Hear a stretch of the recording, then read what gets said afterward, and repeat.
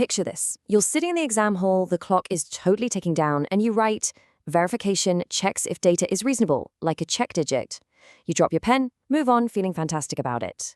But you literally just threw away the mark. It's a fatal error, and honestly, it silently tanks scores every single year. So we're going to look at exactly where this mistake sneaks in, before you make it.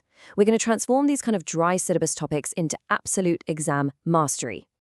Right, so 9 times out of 10, a student will read this statement, verification checks if data is reasonable, and think, well, that sounds super technical and correct, right? But it's fundamentally flawed. No way around it. Mixing up validation and verification is the classic exam trap. But don't worry, by the time we wrap up this explainer today, doing it the right way will be almost impossible for you to forget. Okay, here is the absolutely crucial distinction. Validation and verification are two completely different things. Think of them as different security gates. Validation, that's your logic check. It's standing there asking, hey, is this data even reasonable? Does it fit in an acceptable range? Verification, on the other hand, is just a really strict copy checker. It only cares about one thing. Has this data been entered or copied exactly right from the original source?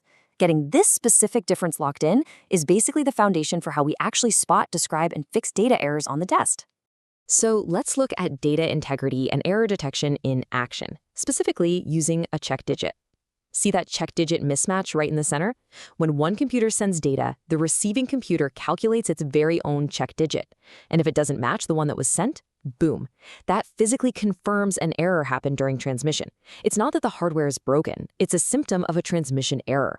Now, to actually score full marks on questions like this, you can't just point out the error. You need a really specific reasoning pathway. Actually, I'm going to open a little curiosity loop for you right now. There is a hidden layer of detail you absolutely need to get full marks when explaining this, and I'll show you exactly what that is in just a couple of minutes. To actually capture those marks, you need a seriously disciplined approach. We use this simple 1, 2, 3 method for structuring any answer about data movement or networking. Step 1. Identify the question demand. Like, what do they actually want? A definition, a mechanism, a comparison? Step 2. Explain the sequence logically, step by step. And step 3, this is the big one. Anchor your answer to the specific real-world scenario they gave you in the prompt. Generic answers, they just get weak scores, every time. This is a brilliant illustration of how that 3-step method actually comes to life. Check out the triple-layer explanation on the left side. This is your blueprint for upgrading a basic answer into an exam-ready powerhouse. You start at layer 1, just using everyday language to get your head around the concept. Then you level up to layer 2, bringing in the formal technical vocabulary, saying things like serial or parallel data transmission. Finally, you hit layer 3, the exam-ready response. Tracing this path leads right to a massive warning sign: avoid floating abstractions. All that means is, if the question asks about a school network or maybe a retail system, your answer absolutely has to mention the school or the retail system. You have to explain the practical consequence for that exact context. Now, applying this kind of disciplined reasoning isn't just for data transmission. It's just as vital when we're talking about hardware. Think about it. What happens when a student tries to explain how a central processing unit works, but they confidently mix up primary memory and secondary storage? Well, it sets up another massive pitfall, and it instantly signals a complete lack of conceptual understanding to the person grading your paper. If you look at the classic wrong turns over on the left, you'll see exactly how students fall into this vague response trap over and over. They get all tangled up in conceptual confusion. They treat primary memory, secondary storage, logic processing, arithmetic processing like it's just one big messy knot of wires. They might throw out the name of a device, sure, but they totally fail to explain how it works or why its clock speed actually matters to the system's performance.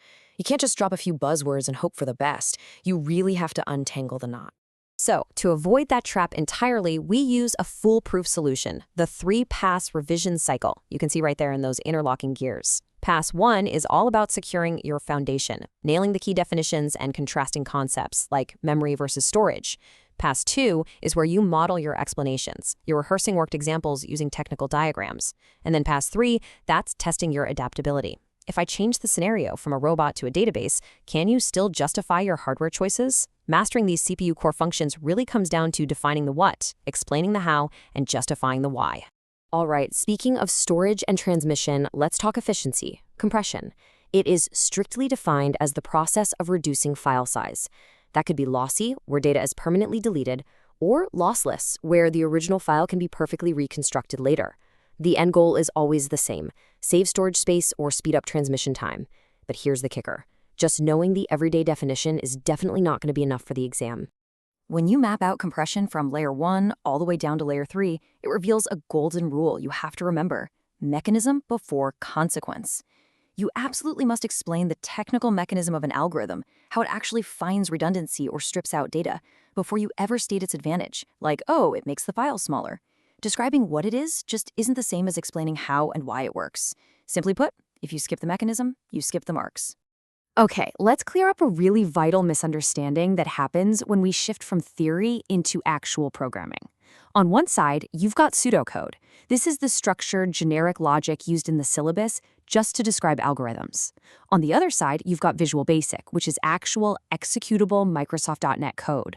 Guys, they're not interchangeable. For example, in pseudocode, you might just write a generic round function following basic math rules. But in actual Visual Basic, you'd specifically have to call math.round. It is incredibly critical to recognize whether an exam question is asking you for universal pseudocode logic or syntax-perfect executable code. All right, let's wake up those brains. Time for a high-stakes, 10-second interactive challenge. I want you to mentally fix this right now. If an exam question asks about the cybersecurity risks for a local bank, and a student just writes, hackers could use malware to steal data, what is the fatal flaw there? Think about it. Tick-tock, time's almost up. Time's up! Did you spot it? The answer is right up there in the 4-prompt reliability test on the top right. What is it, how it works, where, and why? That flawed answer from the challenge, it just threw out a generic label.